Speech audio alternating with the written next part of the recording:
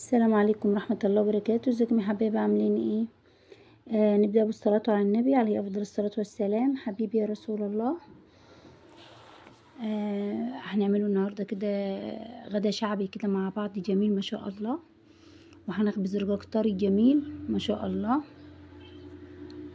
بس يا حبايبي معايا 4 كيلو دقيق، ومعايا هنا طبعا تذكرة بيكنج باودر. في ناس بتحب تحط على الرقاق خميرة، بس انا منحبش نضيف خميرة. هو البيكنج باودر مادة رافعة برضو حلو كويس، انما الخميرة بيخليه يتقطع منك وانت بتريحيه وخليه يطلع ناشف. هنا طبعا معايا طبعا 2 كيلو لبن رايب، ومعايا طبعا هنا ربع كيلو سمنة. طبعا بننزل بنص السمنة في اللبن كده ماشي، وضفت الملح والبيكنج باودر، وهنضيف كمان شوية مية كده، وكل ما نعوز نزود مية.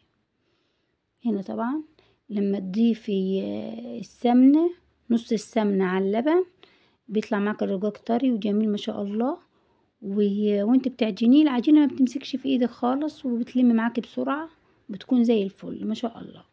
وبنخلي كوباية سمنة اللي بقى العجينة في الاخر. حبيبي يا رسول الله عليكم افضل الصلاة والسلام. اعتمد الطريقة دي، طريقة جميلة ما شاء الله. هنا طبعا هننزل بباقة السمنة بتاعتي.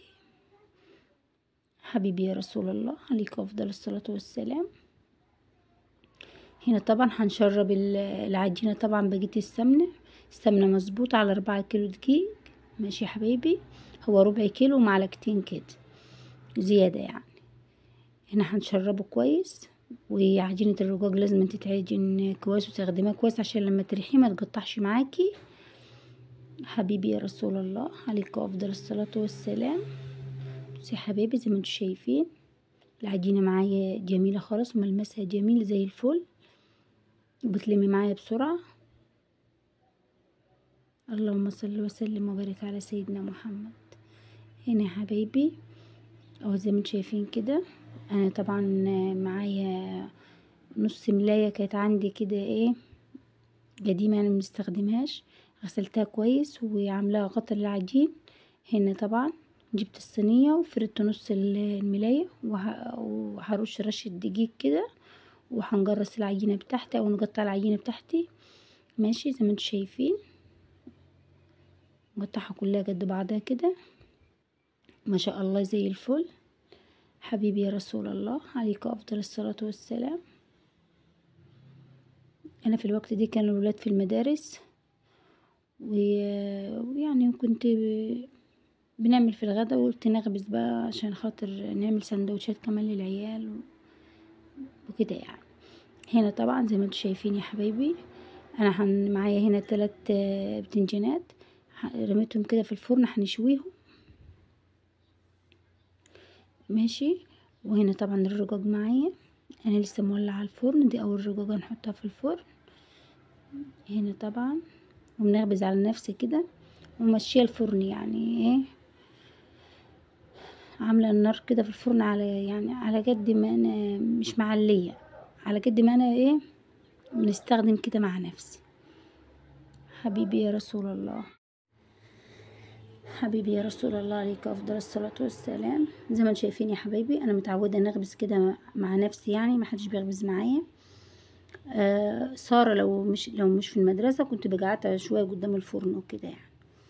انا بنحط رقاقة في الفرن زي ما انتم شايفين، نكون كملت نص ايه تبطيط الرقاقة التانية، او زي ما انتم شايفين.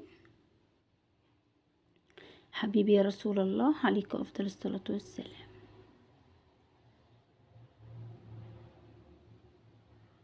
هنا طبعا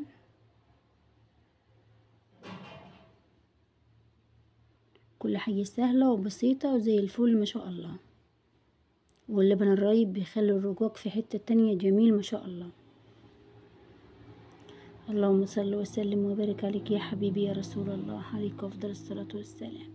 يا حبيبي زي ما انتم شايفين يعني قبل ما نحط الرقاقة تطيب في الفرن نكون ايه خلصت الرقاقة التانية كده. انا خلصت الرقاق ونزلت تحت ماشي.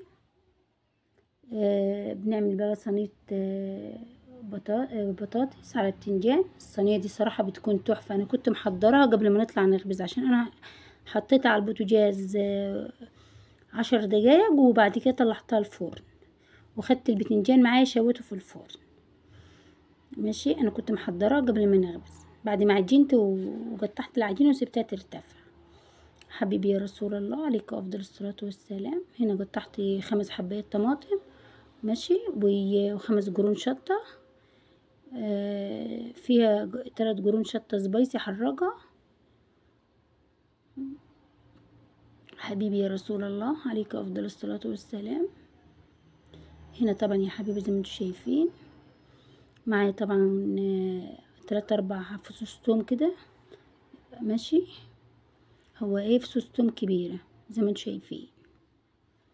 حبيبي يا رسول الله عليك افضل الصلاة والسلام. اللهم صل وسلم وبارك عليك يا حبيبي يا رسول الله. هنا طبعا معايا هنا كمون وفلفل اسود وملح.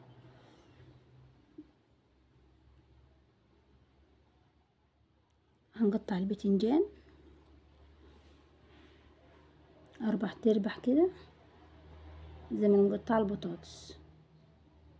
بصراحة الصينية دي بتوفر معاكم وسريعة، ماشي، وبتكون ريحتها تحفة وطعمها ما شاء الله جميلة زي الفل. هنا طبعا هننزل طبعا بالبطاطس.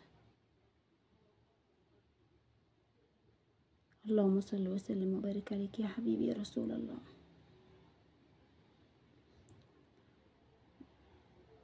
جد الصينية بتكون جميلة ما شاء الله. هنا طبعا نقلبها كويس وهنضيف عليها الزيت. هنضيف زي ربع كوباية زيت كده او نص كوب، اقل يعني ربع كوباية زيت زي ما انتم شايفين. وهنضيف نص كوباية مية وهنحطها على النار ونغطيها ونسيبها على النار هادية كده. هنا طبعا البتنجان يعني بنعمله كده بالسكين عشان لما نحطه في الفرن ما ينفجرش كده في الفرن. هنا طبعا معايا شطة سبايسي ومعايا فلفل الوان رومي من الاحمر ده، وطماطمايه وتوم وليمون وكمون وملح، وطبعا طحينة، ماشي. هنمسك البتنجان ايه، نقشره زي ما انتم شايفين كده. انا شطفت البتنجان بعد ما طلعته من الفرن كده على تحت الحنفية، ماشي، زي ما هو سليم كده يعني، وبعد كده قشرته. حبيبي يا رسول الله عليك افضل الصلاة والسلام. انا بجد طول ما بنعمل الاكل واقفة في المطبخ، لو نقول لكم انا بنغسل ايدي اكتر من 10 مرات وانا بنعمل الاكل. كل شوية نفتح الحنفية نشطف ايدي ونرجع نعمل تاني. بصوا والله العظيم. هنا طبعا نزلت بالملح والكمون، ماشي. هنا هنعصر شوف الليمونة وقعت رحت غسلتها. حبيبي يا رسول الله عليك افضل الصلاة والسلام. الفيديو النهاردة كده طويل شوية، ماشي، بس انا حبيت ايه نشارككم يومي كده وغدانا وكده يعني. هننزل طبعا بمعلقتين طحينة.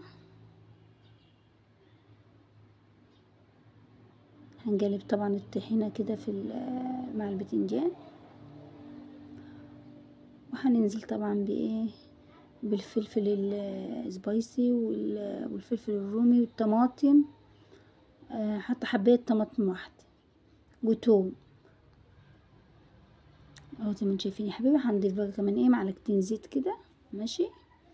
احنا يعني بنقول عليه بتنجان مشوي، في ناس بيقول عليه بابا غنوج، فهو حسب كل ايه يعني عوايد كل بلد. هنا طبعا معايا رنجة، ماشي، بس الصراحة الرنجة دي قلبها مش حلو، انا هنرميه. هنضفها كده كويس وهنعملها على النار، بس مش هنعملها على البوتاجاز عشان ما نبوظهوش. هنحط صينية فيها معلقتين زيت وهننزل بال لا اله الا الله، عفوا يا حبايبي.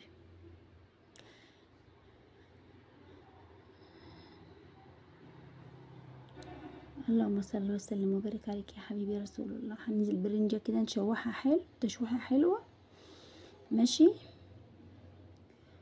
انا زي ما شايفين طلعت قلبها خالص، عشان اللي في قلبها دي بطرخ مش حلو خالص.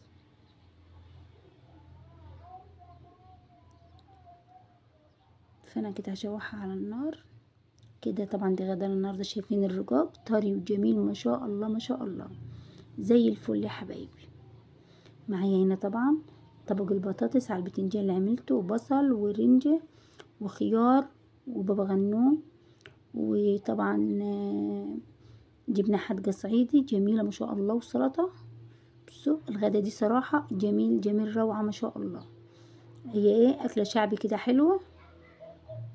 انا والله ما اكلت منها خالص عشان انا عندي بق وجعني وفي تقرحات كده في لساني، مش قادرة ناكل اي حاجة خالص الصراحة يعني. بس الاكل دي صراحة انا بنحبها والله، بس ما اكلتش منها لسه. والرقاق طري وجميل ما شاء الله زي الفل يا حبايبي. وربنا يخليكم، ويا رب يحسن ما بين ايديا ويحسن ما بين ايديكم، اللهم امين. وما تنسوش يا حبايبي تصلوا على الحبيب المصطفى عليه الصلاة والسلام، وتذكروا الله كتير، الا بذكر الله تطمئن القلوب. وربنا يا رب يخليكم ليا ويديمكم نعمة في حياتي، اللهم امين يا رب العالمين.